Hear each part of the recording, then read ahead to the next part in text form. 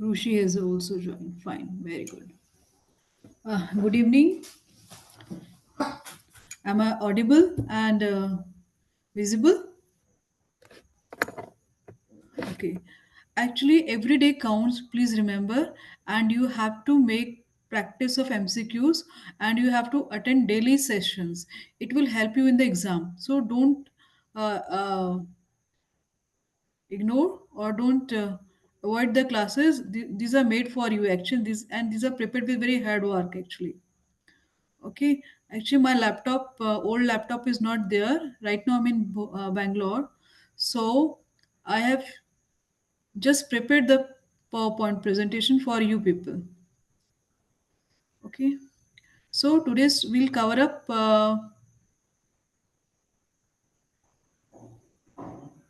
Um, we'll cover up with child psychology today, and yes, sure.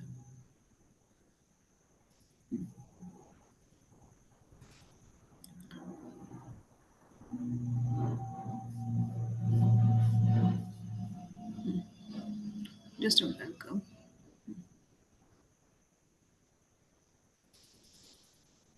Where is the? Okay, okay. I have shared already. Okay, my slide is visible, Rushi? Hello? Yes, ma'am. Okay, child psychology, fine. So I'll put this on slideshow media. Okay, fine. Just I have on the yesterday I forgot to on the recording button actually. So I'll just check. Recording is on. Yes, recording is on. Fine. So I'll share.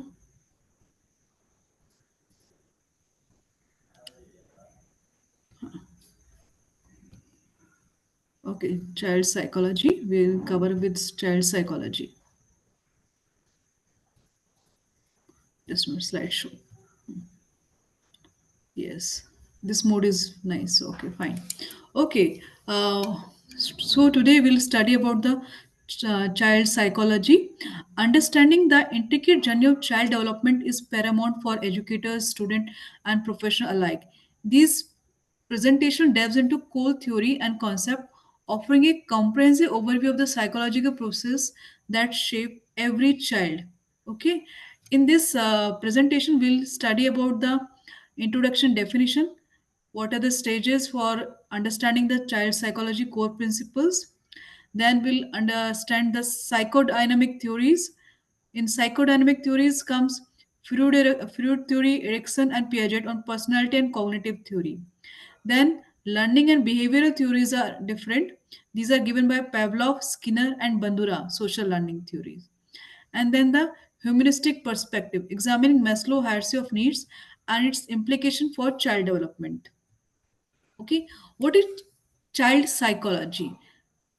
The scientific study of human nature, the function, and the phenomenon of the soul is known as child psychology. The scientific discipline focuses on the mental power and intricate interaction between conscious and subconscious element in a child development. Why child psychology is important? हम क्यों चाहते हैं हम child psychology पढ़ें? Because we want to give a good, effective, and efficient treatment to the child. So we want to enhance better understanding of the child, allowing for more effective and efficient interaction. And we want to identify the developmental problems associated with that age so that we can modify our treatment and behavior modification we can do according to that age. And with this application we can build a trust or confidence with the child and the parents. And also with understanding the child psychology we can educate, we can teach the child and parents the importance of primary and preventive care, especially in areas like oral hygiene. Okay, Sigmund Freud. He has given a psychoanalytic theory, or also known as uh, sexual theory, and he is also known as father of modern psychiatry. Freud work. and he emerged from a desire to explain adult personality disorder. He basically he has given the phenomenon of iceberg, in which we can see a tip of the iceberg is visible only, and the beneath the this ocean, the subconscious mind and unconscious mind works. So we only deal with the conscious mind actually, and there are much to deal with unconscious or subconscious mind. Freud has given three triad: id, ego, and superego. In 1923, this theory was given. Freud introduced his tripartite structural model: id, ego, and superego. So we'll understand what is id, what is superego, what is ego. Okay. So id is the most primitive part present at birth. It serves as a reservoir of instinct, striving for immediate pleasure and gratification. कि आपको तुरंत ही pleasure चाहिए जो आपके आ रहा है, कि अगर जैसे किसी बच्चे को भूख लगी है, तो वो तुरंत उसको वो थम सकिंग करने लगता है। ठीक है? कि जब भूख लगती है बच्चा क्राई करके खुद मदर के पास दूध ढूंढने लगता है। ठीक है? That is a id reflex. ठीक है? This reflex action is present from the birth. Then comes uh, uh, id, ego and superego. Okay. Superego, the internalized representation of society, moral, and values, acting as an individual conscious, judging action as right or wrong. And ego, the part of the self concerned with overall functioning and personality organization, it mediates between the primal desire of the id and the moralistic demands of the superego, using reality testing and defense mechanism. For example, अगर एक बच्चा है, वो exam में गया, उसको आता नहीं है पेपर, ठीक है, तो उसका मन करेगा कि मैं किसी का कॉपी कर लूं, देख लूं, ठीक है, तुरंत वो झांकने की कोशिश करेगा. That is a id. ठीक है. एंड ईगो की उसके दिमाग, ego works as a policeman actually, कि अगर तुम देखोगे तुम पकड़े जाओगे, you can be caught. So this is not right. Moral values हमें सिखाता है. ठीक है. एंड उसके I think this is super ego actually, the intellect representative society moral and values acting individual conscious surging across, कि अगर तुम पकड़े जाओगे, ठीक है, ईगो आपको प्लान करेगा कि आपको कैसे करना है, कि आपको करना है कि नहीं करना है, और डिपेंड करता है कि कौन सा फैक्टर उस पर्सन में ज्यादा है, कि मोरल वैल्यूज ज्यादा है या रॉन्ग थिंग. रॉन्ग थिंग ज्यादा होगी तो वो दूसरा वे देखेगा कि मुझे कब कॉपी करनी, जब एग्जामिनर थोड़ा साइड जाए, दूर जाए, तब मुझे कॉपी करना है. ठीक है. I'll go through actually. Freud, psychosexual stages of development. He has given some stages like oral stage. It is from 0 to 1.5 years. Okay, in this stage, main focus is on the mouth basically. So, nursing, biting, sucking action is there, and fixation can lead to habits like smoking or nail biting. Means कि उनको जो satisfaction मिलता है अभी वो oral stage में मिलता है. अगर वो कंटिन्यू रहते इसी स्टेज में, अगर रहते हैं, फिक्सेशन हो जाता है, तो वो आगे जाकर अपनी इसी प्लेजर के लिए उनमें स्मोकिंग की हैबिट डेवलप होती है, नेल बाइटिंग की हैबिट डेवलप होती है. ठीक है. Second comes anal stage. यहाँ पर बच्चे कंट्रोल फोकस करते हैं बॉवल कंट्रोल मूवमेंट में एंड टॉयलेट ट्रेनिंग में. Fixation can result in anal expensive और एनल रिटेंटिव बिहेवियर. लाइक अगर स्टेज में बच्चे फिक्स हो जाते हैं कि उनके, तो अगर एनल एक्सपेंसिव बिहेवियर बनता है कि जहां चाहे वहीं पर ही बॉवल मूवमेंट हो गया बच्चे का, कि कोई उसको वो नहीं करता, तो वहां पर बच्चा स्लोपी बन जाता है, हर चीज को कैजुअल लेने लगता है. एंड एनल रिटेंटिव, जहां बच्चे जानते हैं कि नहीं अभी मुझे आ रहा है, तो मुझे I have to inform my parents and I have to do this activity only in wash area or rest area. So these kind of people develop orderly personality. Okay. And the third is urethral stage, that start from third to 4 year. They get pleasure from urination control. If the child learns the urination control, he develops the sense of pride and self confidence. And if he does not have loss of control, कि वो आप उसे हमेशा diaper पहना के रखते 3-4 years तक भी, कि उसका कंट्रोल ही नहीं है, तो it can lead to shame. Life में वो कोई भी एक्टिविटी करेगा, करने से पहले उसे हमेशा लगेगा कि अगर मैंने गलत किया तो मुझे गलत होता है तो हमेशा शर्म आ जाती है। तो ये कंट्रोल जो मूवमेंट को होता है एक पर्टिकुलर स्टेज पर हमें बच्चों को सिखाना चाहिए। अगर वो नहीं सीख पाते तो उनमें आगे जाकर कॉम्प्लेक्स डेवलप होता है। ठीक है। Phallic stage, that is from 4 to 5 years. It focus on genitals leading to Oedipus. Uh, इस स्टेज में यूजुअली जो होते हैं leading to Oedipus and Electra complex involving attraction rivalry with parents की। जो यूजुअली बॉयज होते हैं वो मदर के साथ अटैचमेंट रहता है एंड गर्ल्स का अपने फादर के साथ अटैचमेंट रहता है, इलेक्ट्रा कॉम्प्लेक्स है ना। और उसमें राइवलरी रहते हैं कि ये आई थिंक अपने पढ़ा भी ऑडिपस कॉम्प्लेक्स। ठीक है। Latency stage that is from 5 years onwards. Sexual feelings are suppressed because energy is directed towards the social and intellectual development. And in genital stage where it start from puberty onwards, maturation of sexual interest, forming a heterosexual relationship, developing identity and accepting adult roles. ठीक है यहाँ पर। then Eric Erikson theory is there, psychosocial development is there. He has given some terminologies. Actually questions यहाँ से इतने ज्यादा नहीं आता है, बेसिकली जो आपकी लर्निंग थ्योरीज है उसमें से क्वेश्चंस पूछे जाते हैं। ठीक है। फिर भी will go through that. Okay. Like trust versus mistrust 0 to 1 year कि developing a sense of trust in care givers. If care givers gives them मतलब प्रॉपर केयर, चाइल्ड केयर, मतलब अगर बच्चे को प्रॉपर केयर मिलती है अपने पेरेंट्स की तो उनमें ट्रस्ट डेवलप होता है अपनी सोसाइटी के लिए।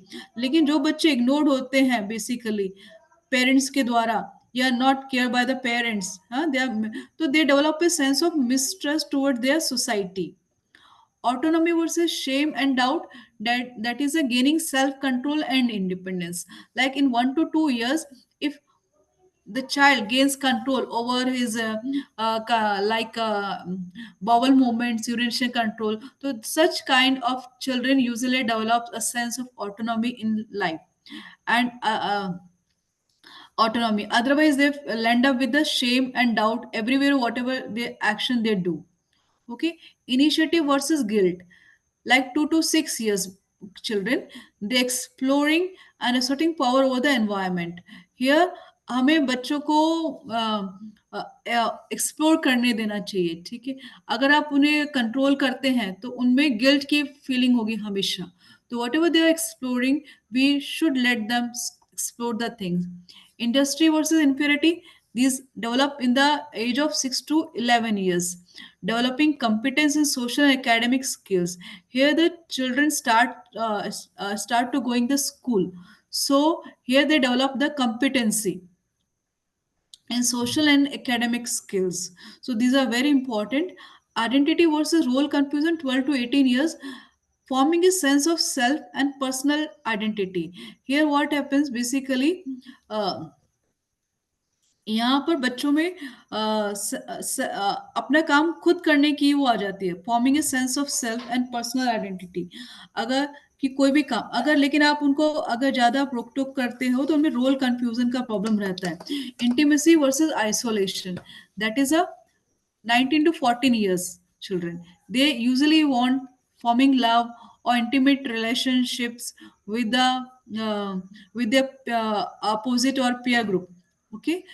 Generativity versus stagnation, that is a 45 to 50 years actually. 40, like 19 to 40 years here, what family relationships bond, usually, after 40s and 50s, we think to contribute to the society, we help, we think to add values in others life. Okay. So here we explore towards a generativity at stagnation. Like आपका 19 to 14 years लोग अपनी family develop करते हैं, job पर जाते हैं, job करते हैं। लेकिन आफ्टर 40 years एवरीबडी वांट्स कि हम कुछ लाइफ में फ्रीडम मिले हमें। ठीक है। फाइनेंशियल फ्रीडम भी हो and whatever we have knowledge we can distribute that knowledge to the others, we can add values in others life. अगर आप 40s के बाद अपनी जो नॉलेज को दूसरों के लिए कम करते हो, कम ऐड करते हो दूसरों की लाइफ में, ऐड करते हो जो भी आपके पास स्किल्स हैं या आप अपने काम में लगे तो it develops generativity. Otherwise you will land up in the stagnations. This happens usually with the, ज्यादातर महिलाओं के साथ होता है जो घर में रहती हैं, है ना। कि वो एक घर में एक सीमित होकर रह जाती हैं कि घर का ही हमें, सिर्फ किचन का ही हमें खाना बनाना है, बच्चे संभालने हैं, एक स्टैग्नेशन आ जाता है लाइफ में।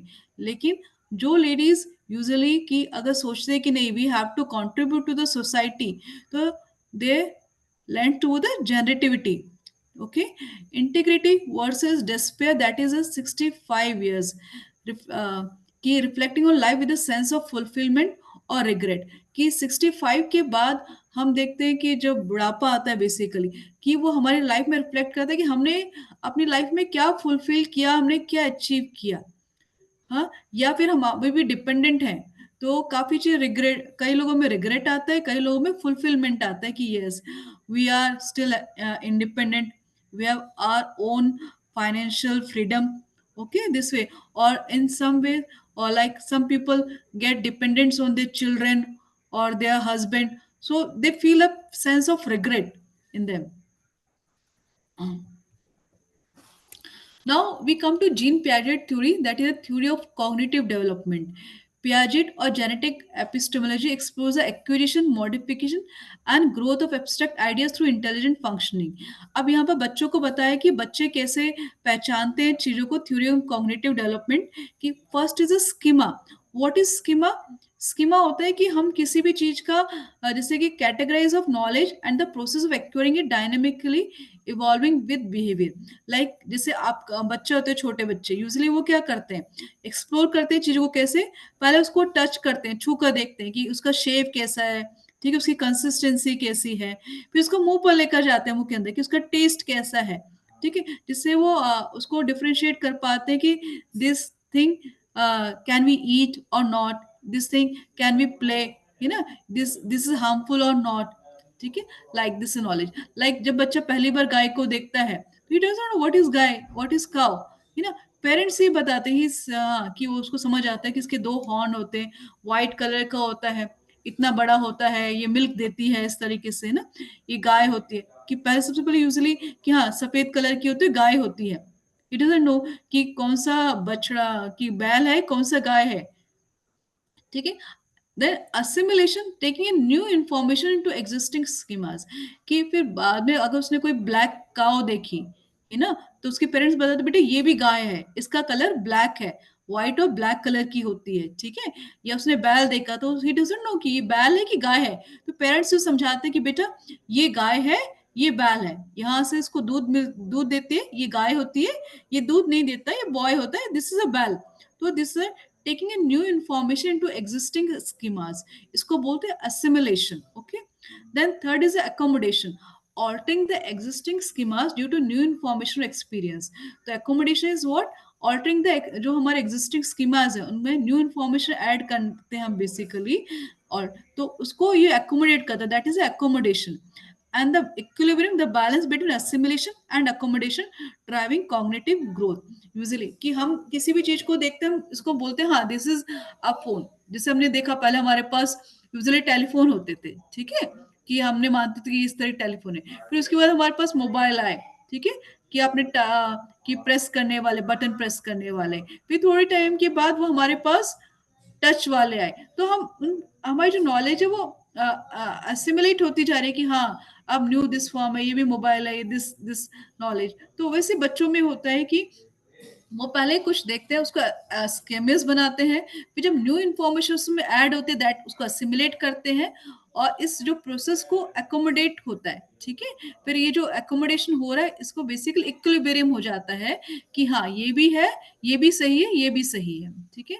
Then come a Piaget stage of cognitive development, ठीक है। अब पियाजेट ने अपनी थ्योरी दी थी, ठीक है, कि उसने अब इसने स्टेजेस में बताया, ये तो उसके प्रिंसिपल्स हो गए किस तरीके से नॉलेज बच्चे पहचानते हैं, ठीक है। अब उसने ग्रो स्टेजेस वाइज अब बताया था किस लिए कॉग्निटिव डेवलपमेंट होती है। फर्स्ट जो 0 to 2 years का होता है, सेंसोरी मोटर रिफ्लेक्स यहाँ पर काम करते हैं, सेंसोरी मोटर फेस बोलते हैं, from reflex activity to developing new behaviour and object permanence, foundation for language and early interaction with the environment. यहाँ पर जो बच्चे होते हैं यूजली वो जो न्यू बिहेवियर है, बेसिकली ऑब्जेक्ट को छूते हैं, देखते हैं एंड दे एक्सपेक्ट कि ये ऑब्जेक्ट परमानेंट ही रहेगा, ठीक है, कि इनमें भी जान है। हमने देखा है बच्चे इस एज में जैसे कोई चीज लगी, चेयर से कहीं गिर गए, चोट लग कुछ होती है, तो हम पेरेंट्स क्या बोलते हैं कि अरे इसकी पिटाई कर दो, ठक ठक, हाँ इसे तुम्हें मारा है, चलो इसकी पिटाई कर दी है, डोर लग गया तुमने उसकी पिटाई कर दी, कि उनके लिए उसमें भी जान है। ओके, दे इस एज में बच्चों के लिए हर एक चीज में मतलब लाइफ रहती है, ठीक है, एंड दे अंडरस्टैंड कि ये भी हमारी तरह ही एक्ट कर रहा है और परमानेंट रहते हैं। अगर आपने कोई चीजें छिपा दी है कहीं पर भी, तो वो ये नहीं सोचेंगे कि गुम हो गया, उन्हें लगता है, मतलब वो फिर ना कहीं से ढूंढ के ले जाते हैं, वो मानते हैं कि वो चीज अभी भी है। तो ये सारी सेंसोरी मोटर फेज होते हैं 0 to 2 years के बच्चों में। Pre operation that is 2 to 7 years, इसमें ट्रांजिशनल पीरियड होता है, manipulation of symbols and word marked by inconsistency knowledge, symbolic play and animism. अब 2 years के बाद के बच्चे क्या होते हैं कि उनमें आप डेवलपमेंट हो चुकी होती है कि वर्ड्स को लेकर, हर चीज को लेकर अब वो कंपैरिजन करने लगते हैं। जैसे बच्चे होते हैं स्मॉल कि घर में, कि उनको कार उन्हें देखी, अब वो घर में कोई भी किसी भी चीज को लेकर कार बनाकर चलाते हैं, ओ मम्मा दिस इज माय कार, है ना, रस्सी बांध कर की कार है मेरा, है ना, ये किसी भी चीज को बाहर देख कर आता है उसको सेम कॉपी करके सिंबॉलिक प्ले करने लगते हैं, कि ये उसको सिंबल मानते हैं कि हाँ ये चीज है, इससे we are playing with it, and animism, ठीक है, that is pre operation. 2 to 7 years के बच्चे यूजली इस तरीके के गेम्स करते हैं। Concrete operation that is logical reasoning applied to the real visible object, understanding conservation, reversibility and classification. Like जो 7 years के बच्चों में बेसिकली रीजनिंग आ जाती है, ठीक है, विजिबल ऑब्जेक्ट को लेकर। पहले कंजर्वेशन मतलब कि वो कंजर्व्ड रहते हैं, जैसे कि आपने उसे एक छोटा ग्लास दिया, एक बड़ा ग्लास दिया, ठीक है, एक पतला है एक मोटा ग्लास है, ठीक है, मोटा glass is small one and पतला ग्लास लंबा है। आप पानी डालेंगे तो लेवल, आप बच्चे से पूछे किसका बड़ा है, तो ही से जो बड़ा ग्लास है उसमें बड़ा, उसमें ज्यादा पानी है, ठीक है, दैट इज अ कंजर्वेशन। लेकिन आप सेम चीज उसको दोनों पानी निकाल के पर्टिकुलर उसमें डाल के दिखाएंगे कि अरे ये तो सेम है, ठीक है, तो रिवर्सिबिलिटी हो जाती है कि हाँ, कि क्यों ऐसा हुआ कि ये पतला था लंबा था, तो अब बच्चे रीजनिंग करने लगते हैं, समझने लगते हैं, कंजर्वेशन, रिवर्सिबिलिटी आती है, क्लासिफिकेशन करने लगते हैं चीजों की, है ना, कि this is a concrete operation. यहाँ पे 7 to 11 years के बच्चे होते हैं, कि अब इनको आप एक्सपेरिमेंट करके आप समझा सकते हो, ठीक है। अब फॉर्मल ऑपरेशन होता है कि ability to deal with abstract concept, hypothetical reasoning and systemic problem solving similar to adult.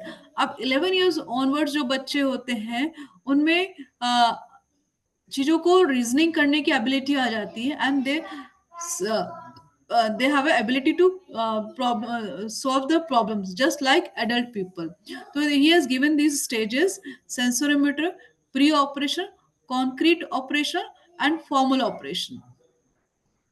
Okay, so you can they can ask you pre-operational age 2 to 7 years, and concrete that is 7 to 11 years age. इसमें ज्यादातर MCQ यही पूछ सकते हैं, उससे ज्यादा नहीं, ठीक है। नेक्स्ट आता है आपका, okay, these are the theories, psychodynamic theories, these all are psychodynamic theories, okay.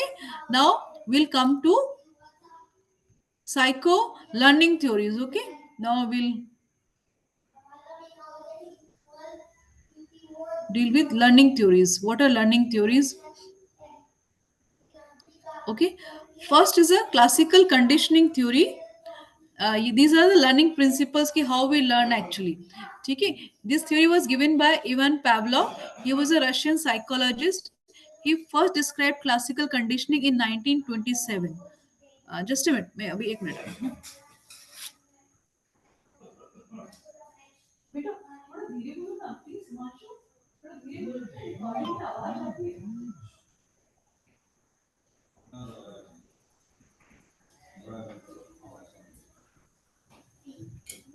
हाँ, okay, fine. This classical conditioning theory or Pavlov theory, he's a Russian psychologist. He first described classical conditioning in 1927 while studying reflexes. Pavlov observed that stimuli seeming unrelated could trigger reflexive behavior. Like classical conditioning is a learning process where a stimulus gains the power to cause a response initially caused by another stimulus. Okay, like इसमें इन्होंने example दिया हुआ है, मैं वैसे बता, unconditional stimulus are stimulus that consistently produce a specific response before conditioning, ठीक है। अभी हमने कंडीशनिंग नहीं किए, ठीक है, जैसे कोई बैल, उसमें जो एक्सपेरिमेंट है कि खाली बैल का बजना, that is unconditional stimulus. Okay, and unconditional response क्या होता है कि जब खाने को देखता है तो उसके मुंह से जो सलाइवेशन होता है, दैट इज अनकंडीशनल रिस्पॉन्स। ठीक है, the response produced by the unconditional stimulus. Conditional stimulus and initially neutral stimulus that through association with the unconditional stimulus comes to produce a new response. अब लगातार आप उसको बैल बजाते हो, खाना देते वक्त हमेशा बैल बजते हैं, खाना आता है, तो उसको अब ये जो अनकंडीशनल स्टिमुलस है कंडीशनल स्टिमुलस बन जाता है कि बैल बजी, उसको समझ आया कि this is my lunch time, now this is my lunch time, I will get the meal. So this stimulus has become a conditional stimulus. And conditional response मतलब कि कि खाना आने से पहले ही उसके मुंह में सलाइवेशन आ जाना, अरे अब खाना आ रहा है, गरम गरम खाना, आई लीट. Okay, the involuntary response produced by the conditional stimulus, that is a conditioned response. Okay, now the bell dog experiment he performed, a classical example. Pavlov, a famous experiment, demonstrate how a dog could be conditioned to salivate at the sound of a bell, which was originally a neutral stimulus. Okay, by repeated pairing the bell with food, the bell becomes a conditional stimulus, eliciting a salivation that is a conditional response on its own. कि बच्चा को वो conditional response बन जाता है. अब what is the application over, like principle of conditioning, कि अब will also study the its application also, कि इसमें क्या इन्वॉल्व रहता है, प्रिंसिपल क्या है, acquisition, generalization, extinction, and discrimination. What is acquisition? Learning a new response from the environment through conditioning. कि आपने कंडीशनिंग के थ्रू एक न्यू रिस्पॉन्स सीख लिया कि बैल बजना मतलब कि लंच का टाइम हो गया, खाना आएगा. ठीक है, अब तो generalise the condition response is evoked by range of stimuli similar to the condition stimulus. कि जब भी कि बाल बजेगी, उसके दिमाग में हमेशा ये फीचर उठेगा कि अरे खाने का टाइम हो गया, अभी खाना आएगा, और उसके मुंह में salivation, that is generalisation. Extinction क्या होता है, the condition behaviour diminishes when the association between the condition and condition stimulus is not reinforced. अगर आप कुछ टाइम तक इस चीज को छोड़ दो, उसको बाल के बिना से खाना देते रहो, या बाल बजते ही खाना नहीं, तो कुछ टाइम के बाद ये रिफ्लेक्स आपका एक्सटिंक्ट हो जाता है, खत्म हो जाता है. Discrimination, the ability to distinguish between a conditioned stimulus and other similar but unassociated stimuli, that is a discrimination. Now from theory to reality example they have given, like first dental visit patient की होती है बच्चे की, pain of injection. Okay, उसे नहीं पता क्या है इंजेक्शन, उसने कभी इंजेक्शन नहीं देखा. ठीक है, जब बच्चा बहुत छोटा होता है 6 मंथ, तो ही डजंट नो कि हम पेरेंट्स उसको लेकर जाते हैं. The pain of injection, that is unconditional stimulus, leads to fear and crying response. ठीक है, कि इंजेक्शन लगने से उसको डर लगे और बच्चा रोने लगता है. ठीक है, तो उसको समझ आ गया कि अब सेकंड विजिट में जब वो जाता है तो सेम लोग मतलब देखते हैं white coat, that neutral stimulus, अब become slight sight of white coat become अब कंडीशनल स्टिमुलस बन जाता है व्हाइट कोट, कि हाँ अब ये अंकल व्हाइट कोट आ गया, मतलब मुझे इंजेक्शन लगेगा और मुझे दर्द होगा, तो this leads to fear and crying, वो रिस्पॉन्स हो जाता है. ठीक है, कंडीशनल स्टिमुलस बन गया उसका. This example shows how a neutral stimulus can become associated with pain and fear through classical conditioning. ठीक है, now operant conditioning theory, it was given by Skinner, B.F. Skinner. He introduced operant conditioning in 1938. Wing at it is an extension of classical conditioning theory, and Skinner argued that even the most complex behavior could be explained by operant conditioning principle.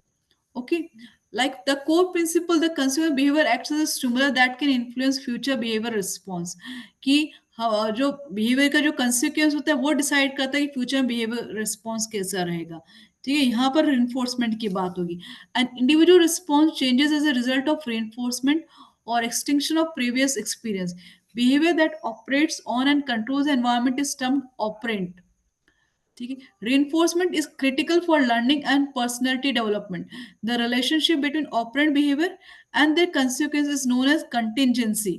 Okay, contingency management, type of operant conditioning. अब यहाँ पे बहुत ही अच्छा example दिया positive reinforcement का, negative reinforcement का। I told you yesterday what is positive reinforcement, कि आप उसे कुछ अच्छा वो दो, गुड गिफ्ट, है ना, जिससे उसका पॉजिटिव, उसका वो बिहेवियर अच्छा, बार बार उस बिहेवियर को परफॉर्म करता है बच्चा। जैसे कि आप ट्रीटमेंट कराते हैं, हम बच्चे को गिफ्ट देते हैं, अप्रिसिएशन देते हैं, ठीक है, तो वो अच्छे से रिस्पॉन्स करता है, that is a positive reinforcement. ठीक है, अब नेगेटिव रेनफोर्समेंट, अब इसमें क्या कि इस एक्सपेरिमेंट में एक रैट रखा है, and Skinner designed a Skinner box to teach rats to push a lever, कि इसको लीवर को प्रेस करना है, कैसे करना है, अननेचुरल बिहेवियर। उसने दो तरीके से इसको सिखाया through operant conditioning.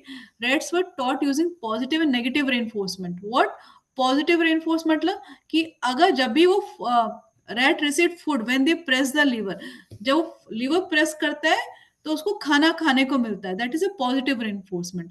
Negative reinforcement मतलब कि उस बॉक्स में ना करंट आ रहा होता है, नेगेटिव रेनफोर्समेंट, और जब वो उसको प्रेस कर देता है, ठीक है, तो वो करंट स्टॉप हो जाता है। ठीक है, तो that's why he is pressing that lever, he is pushing that lever. तो rat could stop electric shocks by pressing the lever. ठीक है, तो वो उस तरीके से उसको ये जो नेगेटिव रिस्पॉन्स इलेक्ट्रिक शॉक देने का बच्चे को, ठीक है, किया, उसको इलेक्ट्रिक शॉक में रखा, तो इसलिए वो उसको दबाता है ताकि वो इलेक्ट्रिक शॉक बंद हो जाए। ठीक है, that is a negative reinforcement. अभी अभी समझ आया positive reinforcement and negative reinforcement, Rishi? Hello, Yes, ma'am. Clear? Positive reinforcement, negative reinforcement. Yes, ma'am. Negative response, देखो नेगेटिव रेनफोर्समेंट क्या है, that is a unpleasant stimulus है। ठीक है, आप इसको दे रहे हो बार बार, उसको क्यों दे रहे हो, ताकि जो आप चाहते हो वो बिहेवियर करे वो। ठीक है, अब जब ये नेगेटिव रेनफोर्समेंट इलेक्ट्रिक शॉक का, अगर वो प्रेस करता तो इलेक्ट्रिक शॉक चला जाता है, उसको negative reinforcement. Rat could stop electric shock by pressing the lever, तो वो प्रेस करना सीख रहा है उसको। ठीक है, नेगेटिव रेनफोर्समेंट की हेल्प से। Okay. Now, social learning theory, it was given by Bandura. Okay, Bandura contribution social learning theory, and it was proposed by Albert Bandura in 1963. Social learning theory suggests reinforcement facilitates learning, but isn't necessary, कि जरूरी है कि हम reinforcement के through ही बच्चे को सिखाएं। ठीक है, तो इसमें observation, learning, acquisition, later performance और behaviour demonstrated by other.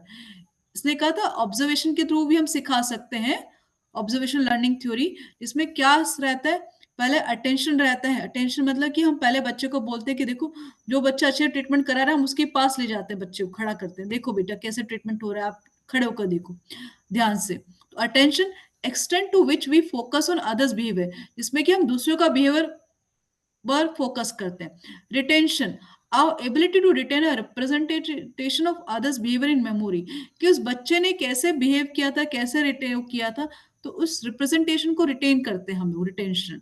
Production, कि जब वो बिहेवियर हमारे साथ होगा तो हम भी same ability, our ability to perform the action what we observe, that is a production. Okay, and motivation is our need for the action we witness and their usefulness to us। ठीक है, अगर उस behaviour से हमें मतलब useful रहता है तो हम मोटिवेट होते हैं कि हाँ, we should do this way. ठीक है, attention, retention, production and motivation. Motivation किसी भी फॉर्म में हो सकता है। ठीक है, it may be in the form of monetisation, it may be in the form of comfort, it may be in the form of कि उसका पेन चला जाता है अच्छे से, है ना। तो दैट इज अ मोटिवेशन, की उसने बच्चे का देखा, दूसरे का अटेंशन दिया, रिटेन किया कि किस तरीके से होता है, सेम बिहेवियर उसने परफॉर्म किया, एंड ही गॉट मोटिवेटेड कि हाँ मुझे इस तरीके से परफॉर्म करना चाहिए, दैट इज, है ना। तो ये एल्बर्ट बंडूरा ने दिया था सोशल लर्निंग थ्योरी, है ना। तो जो मॉडलिंग है बेसिकली, है ना, तो वो आपकी बंदूरा के उसमें आती है। मैंने कल आपको तीन वो लास्ट में चार्ट दिया था ना, उसमें, है ना, तो वहां पर क्वेश्चन आता है। Maslow hierarchy of needs, Maslow hierarchy of needs, motivation and development. इसमें क्या था बेसिकली, कि इसमें इसमें बोला गया था कि जो ह्यूमन के Abraham Maslow introduce his theory of needs in 1943, and This theory classify individual needs and motivation during personality development in a five-level triangular hierarchy. This hierarchy ranges from basic instinct motive to rational intellectual ones. कि सबसे पहले जैसे इंसान की क्या physiological needs होती हैं कि वो कंप्लीट होनी चाहिए, ठीक है, base of pyramid, that is physiological needs कि सबसे पहले क्या चाहिए इंसान को, कि उसको खाना चाहिए, फूड चाहिए, वाटर चाहिए, एयर चाहिए, स्लीप चाहिए, वो पूरी होती है तो फिर हम उसके हम we look towards a safety needs, like कि we need protection, we need security, we need stability, we search for shelter, we look for house, we look for job, we look for good health. These are safety needs actually. Okay, when these needs complete, we go for love and belongingness, that is a relationship, कि ये सब चीजें होगी जब हमारे पास secure job है, health है, पैसा है, उसके बाद भी प्लान टू कि अब हम फैमिली प्लान करें, relationship, family, friendship, affection, these all things comes, ठीक है। जब ये चीजें भी मिल जाती हैं हमें प्रॉपर, तो उसके बाद वी सर्च कि अब हमें सोसाइटी में प्रॉपर रिस्पेक्ट चाहिए, we work for the respect, we work for the self confidence, we work for the recognition, कि हमारी अपनी एक पहचान हो, एक रिकॉग्निशन हो, कि we work for the achievement. Okay, these are esteem needs. जब ये सारी चीजें मिल जाती हैं हमें, तो फिर हमें अपना सेल्फ एक्चुअलाइजेशन मिलता है। तो वे कि अब हम सोचते हैं कि नाउ, कि अब हमने सब कुछ पा लिया है, now will contribute toward the society, will contribute toward the other peoples for their welfare. Okay, now we think कि अब हमें थोड़ा सा कि भगवान की तरफ थोड़ा ध्यान करना चाहिए, ठीक है, मेडिटेशन की तरफ we go towards the meditation, we go towards adding values in others life। Okay, these are the thing कि lower level needs must be met before higher level growth and uh, growth needs can be pursued, कि मतलब higher जो problem है वो तभी आएंगे जब पहले इंसान को बेसिक चीजें मिले, ठीक है। अगर आप किसी को बोलो कि आप कोई गरीब को कि आप एंटरप्रेन्योर बन जाओ, आप जॉब क्यों ढूंढ रहे हो, इज इट पॉसिबल? नहीं ना। उसको पहले क्या चाहिए, उससे पहले अपने घर की बेसिक की अपने बच्चों के लिए प्रॉपर थोड़ा भोजन मिल जाए, ठीक है, कि उसको अपने बच्चों को प्रॉपर फूड दे सके, उनको प्रॉपर एजुकेशन दे सके, ठीक है, कि उसका मनी हो, कि उसके बाद वो ठीक है कि उसको एक अच्छा उसका फाइनेंशियल अकाउंट अच्छा हो गया, ठीक है, देन ही कैन थिंक कि अब मैं एंटरप्रेन्योर बनने की कोशिश करूं। या मैं अपना बिजनेस करने की कोशिश करूं। कोई अचानक से बिजनेस में नहीं उतर सकता अनलेस अंटिल कि उसके पास कोई बैकअप ना हो, राइट। हाँ, so these are the theories and I will tell you. अब यहां से जो क्वेश्चंस आता है यूजुअली इसमें से,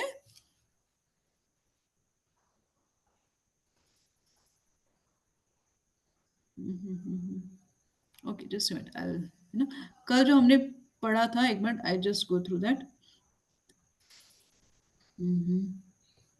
दैट इज अ डॉक्यूमेंट, ये मैंने खोला है डॉक्यूमेंट।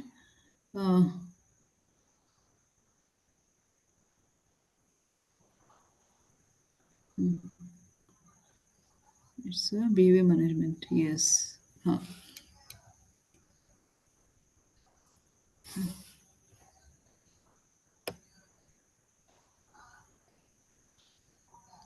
एक्चुअली अभी मेरे पास मेरे प्रेजेंटेशंस नहीं थे, है ना, क्योंकि अ, यहाँ पर जिसमें ड्राइव में था, हाँ। Okay, this is the thing that I share with you, this is important actually.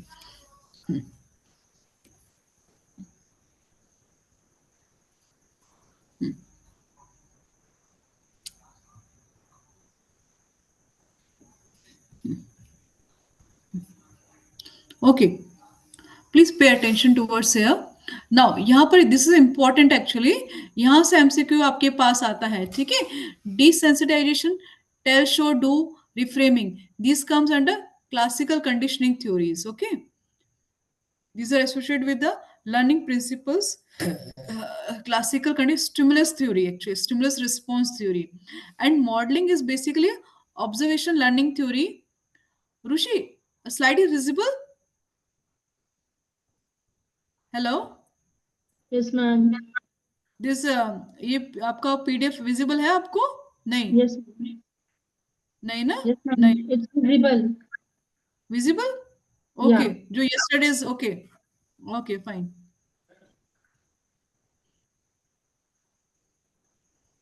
Just a minute.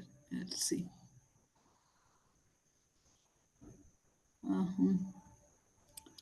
okay, where I am. Uh, just a minute. Just give me a time. Window. Hmm, sure. Fine. Okay. Now, this contingency management, reinforcement, presence of parents, retraining, voice control, protective stabilization, home, it comes under operant conditioning. Okay. Given by B.F. Skinner, instrument conditioning or stimulus response consequence theories, and modeling is under the observation learning given by Albert Bandura.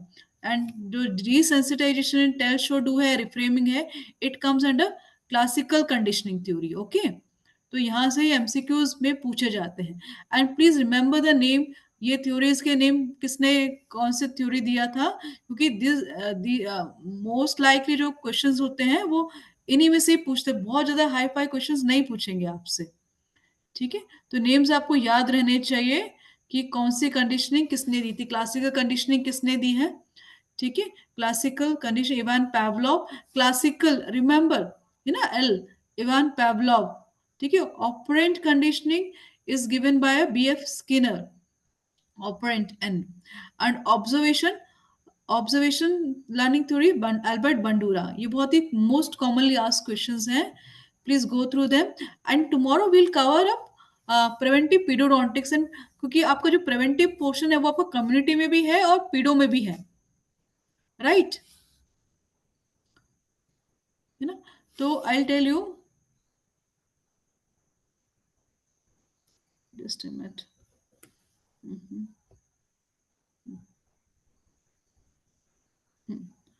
आपका जो tomorrow will cover a preventive periodontics okay and that preventive portion पे आपका community का भी उसी में हम पूरा कवर करेंगे ठीक है कि systemic prevention your topical fluorides we have to cover अब यहाँ पे जो प्रिवेंटिव है बेसिकली पीरियोडोंटिक्स का इसमें ना काफी कुछ कवर होता है एक्चुअली इसमें आपका डेंटल केरीज का प्रिवेंशन कवर होता है that is a fluoride actually ठीक है फिर आपको ऑर्थो का भी कवर होता है प्रिवेंटिव ऑर्थोडोंटिक्स वो भी इसी में ही आता है स्पेस मेंटेनेंस वगैरह ठीक है वो भी इसी में ही आता है तो वो भी हमें कवर करना है तो विल सी कि जो preventive orthodontics will cover up in ortho okay and इसमें हम कवर करेंगे एक तो फ्लोराइड्स कवर करेंगे ठीक है topic of fluorides mainly and इसमें जो न्यू आए हैं जैसे जो न्यू कि सिल्वर डायमंड फ्लोराइड क्या है ठीक है सबका PPF level you should know तो वो सारी चीजें वो इंपॉर्टेंट है अभी जो एग्जामिनेशन पॉइंट ऑफ व्यू से तो दैट विल कवर अप